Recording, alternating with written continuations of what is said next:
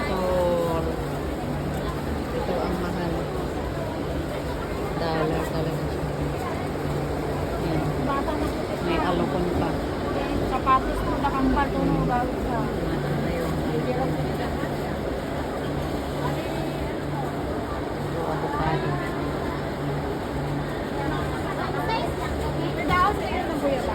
Wala te. Pagkatapos ng bagyo guys, ayan yung pag ano yung mga saba, 6.20.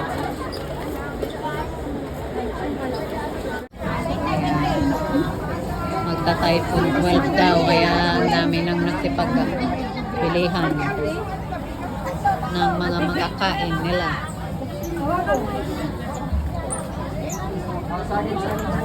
Matigas lang sarap niya sa usaw sa bago. Masarap po. Ano na nga ba ito? Bago alamang. Ar-arosip ba ito? Arorosep. Ayan, ar-arosip guys. Masarap yan.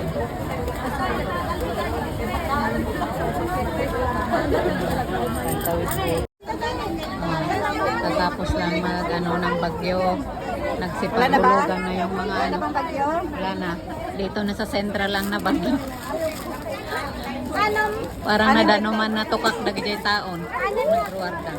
Pili lang kayo dyan. Bili muna tayo ng santol. Magkano sa santol? Magkano dito sa santol? Santol 3.20. 3.20. Bili ako ng santol. Ang ganda ng avocado. Sa avocado magkano?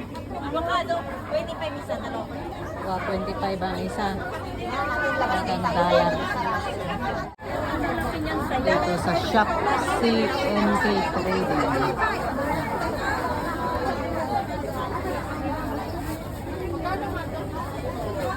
Maganda ang mga sampo saka yung ano nila.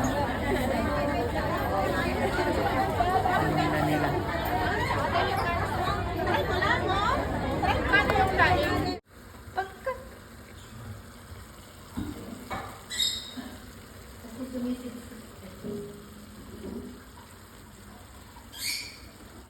Ngayon guys ay magluluto si ate ng ginataang santol. Ginayat na namin yung santol. Ito yung mga ricados, luya, bawang, sili, sibuyas. Ito yung kakanggata in can. Ito yung mga buto ng santol, hindi na natin isasali. Yung flesh lang ng santol, ginayat na natin at pinigahan sa asin. Ang panggisa natin ay giniling na baboy. Kasama ang bagoong na naluto na pangpalasa natin yan. Okay, i-try muna natin.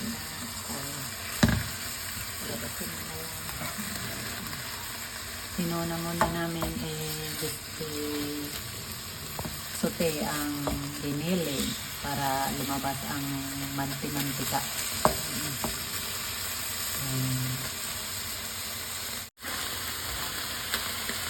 Yan tuyo ng ating pork. Pwede na natin i-gisa ang mga sibuyas, bawang, lakuna at ginger.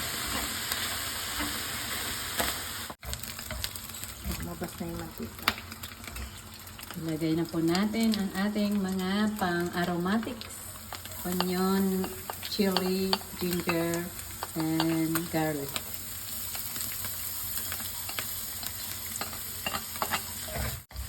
Tagapagmana. Si Uzi ba yun o itong si Mac ang tagapagmana? Si Mac. Yun, idagdag na natin ang ating pinigaang santol.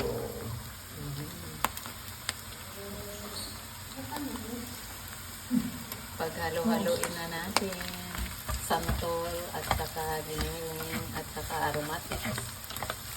Saka natin ilagay yung ating bagoong at saka gataan at ginataan. Ang dami.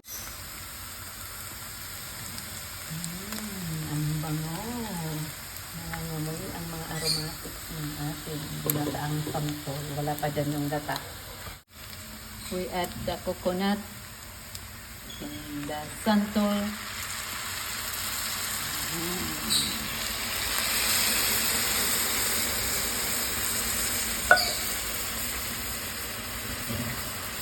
Mix.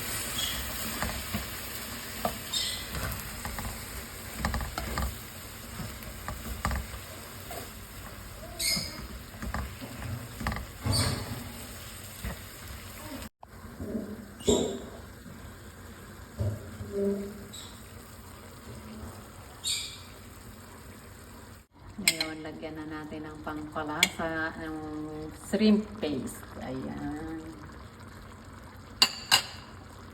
Ganun lang po guys, kadali ang ating recipe na ginataang santol.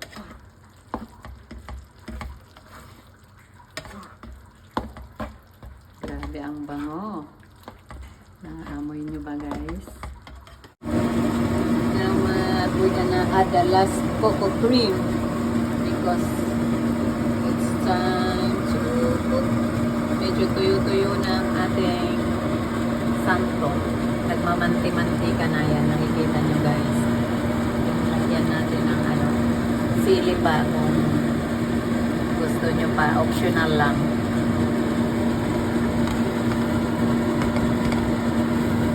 Para ma-blend ang lasa.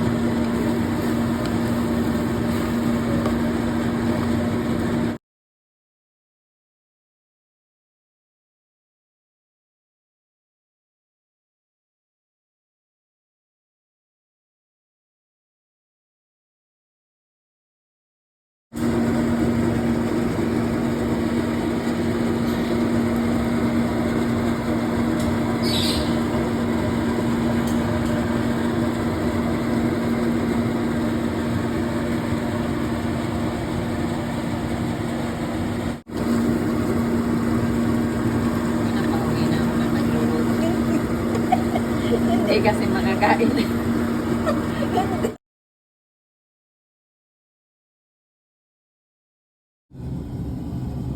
Blanch lang ang ating kayang ang pwede nating iluto guys. Hindi tayo pwedeng mag-gisa-gisa at bawal.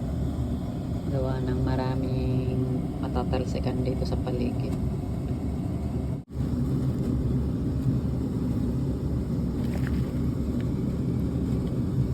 Lunch na lang natin para makakain ng gulay, para paraan lang guys.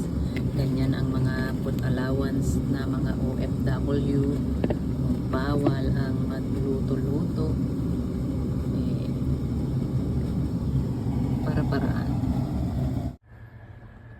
Munggo ang ulam natin ngayong Martes. Dito tayo nagpakulo sa rice cooker dahil yun ang ating pwedeng gawin.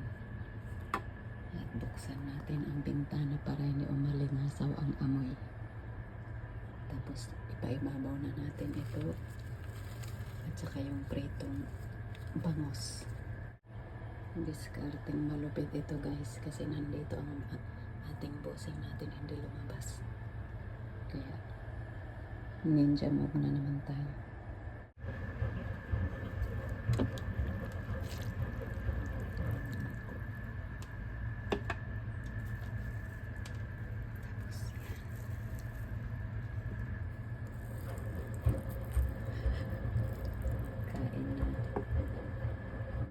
Salamat po sa pasalubong. Ayan, piniritong daing. Bulad. Nangangamoy ngayon ang kwarto ko ng bulad. Salamat po, Lord, sa paggamit mo ng tao na tumulong para ma-provide ang pagkain natin ngayong lunch. Ayan, pinirito na rin po niya guys. Salamat, pagpalain ang buhay mo, kapatid. At ito naman, nagtalbos ako kanina ng mga dahon-dahon dyan sa aking balcony. At sausawan natin. Wow. Thank you, Lord. Bless the food and bless also the people you use for this. Amen.